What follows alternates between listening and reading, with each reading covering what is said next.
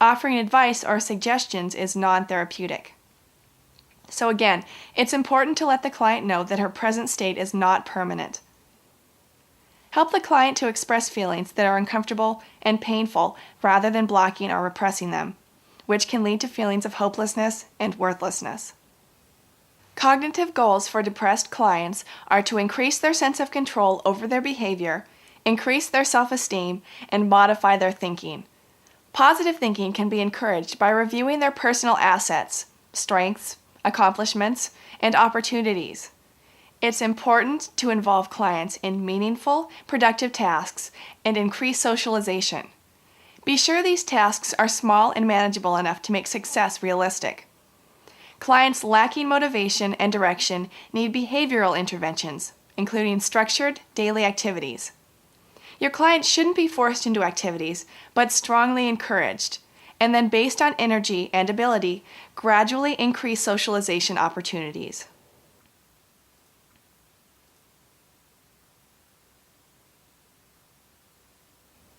And now, changing direction, we'll look at mania.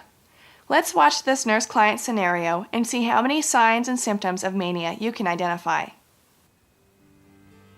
In this interaction, the nurse asks the client to sit down and talk with her for a while. The hyper-talkative client sits down and then asks what the nurse wants to talk about. The nurse asks how the client is feeling. The client happily responds by saying, "Great, on a scale of 1 to 10, he's an 11. The nurse mentions to the client that she has noticed that he's been walking around quite a bit. She asks him what he usually does in his free time. The hyper-talkative client responds by saying he likes to write, sing, play the guitar, that there's just not enough hours in the day for everything, that he doesn't even need to sleep very much, that he also has his bail bond business and his business partners want him to help him start another business. Then he asks the nurse if she has seen the movie about the guy who decides to go hiking. He jumps around from one idea to the next. Mania involves any 3 of these symptoms present for at least 1 week: grandiosity, decreased need to sleep, pressured speech, flight of ideas, distractibility, psychomotor agitation, excessive involvement in pleasurable activities. So what is a high priority for clients who are manic? Safety.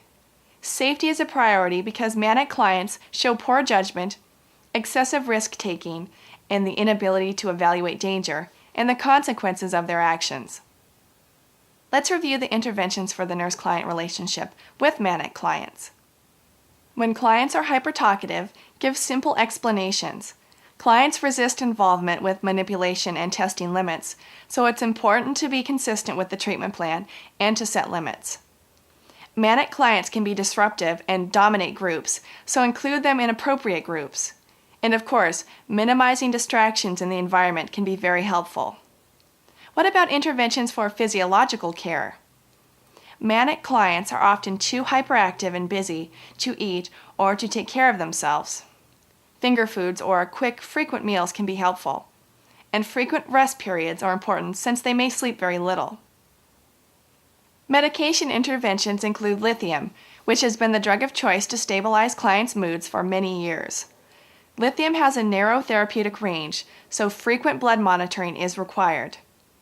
Anticonvulsants such as valproate, Depakote, and carbamazepine, Tegretol, are also used as mood stabilizers for clients with mania or bipolar disorder.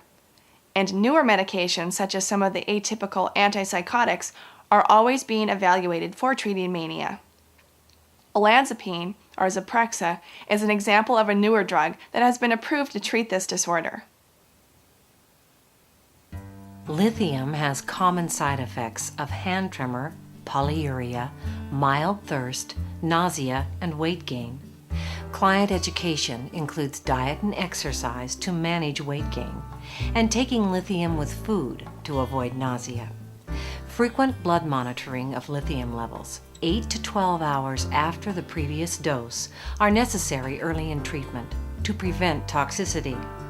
therapeutic levels are generally 0.4 to 1.2 milliequivalents per liter. Early signs of toxicity for lithium levels up to 1.5 milliequivalents per liter include nausea and vomiting, diarrhea, slurred speech, and muscle weakness. Blood for lithium levels should be drawn if there are early signs of toxicity. Confusion and coarse hand tremors are signs of advanced toxicity. Major long-term risks of lithium therapy are hyperthyroidism and decreased kidney functioning, so periodic thyroid and renal follow-up is necessary.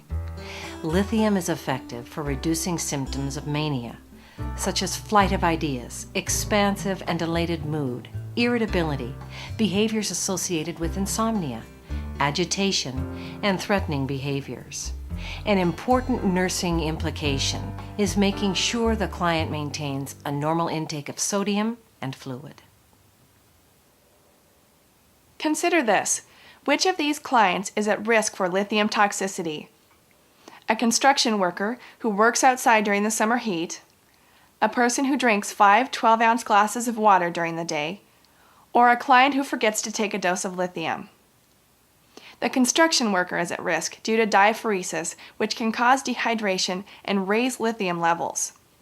A person should drink plenty of fluids daily, and 5 12-ounce glasses is more than enough, considering the fluid content of other foods and beverages. Forgetting to take lithium will not put a client at risk for lithium toxicity.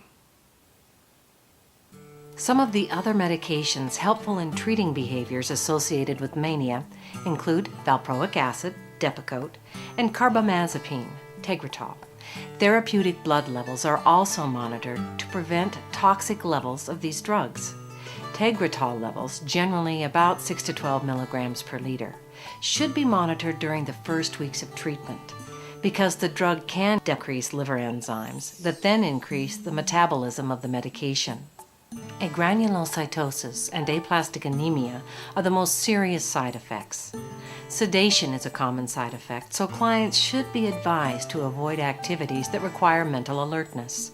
Depakote, generally about 50 to 120 milligrams per liter, requires baseline liver function tests. Side effects to assess for include fever, chills, right upper quadrant pain, and jaundice. Common side effects include tremors, GI upset, and weight gain. The nurse can give the medication with food and encourage exercise to manage weight gain. Manic clients are often too expressive of their feelings, so effective interventions are in order. They include helping the client to speak more slowly and express one thought at a time, setting limits, giving simple directions, and keeping them focused. Clients with mania are very sociable and have short attention spans, so successful behavioral interventions include simple projects that can be completed in a short amount of time, and working in an environment that isn't overly stimulating.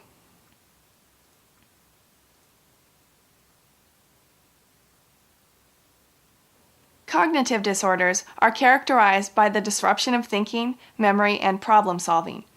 Common types of cognitive disorders include dementia, delirium, and memory loss disorders such as amnesia. Delirium is characterized by rapid onset, disorientation, impaired memory, and personality changes. There may also be misperceptions of the environment. It usually begins abruptly following trauma or a seizure. Because delirium is a sudden decline from a previous level of functioning, it must be promptly treated. There are many possible causes. What are they? Possible causes include infection, metabolic disorders, fluid and electrolyte imbalance, medications, substance intoxication, and withdrawal. Delirium develops rapidly when the client experiences a medical condition such as infection, metabolic disorders, fluid and electrolyte imbalance, or hepatic or renal disease. Other causes include medications or withdrawal from substances such as alcohol. Delirium can be observed in hospitalized clients, intensive care units,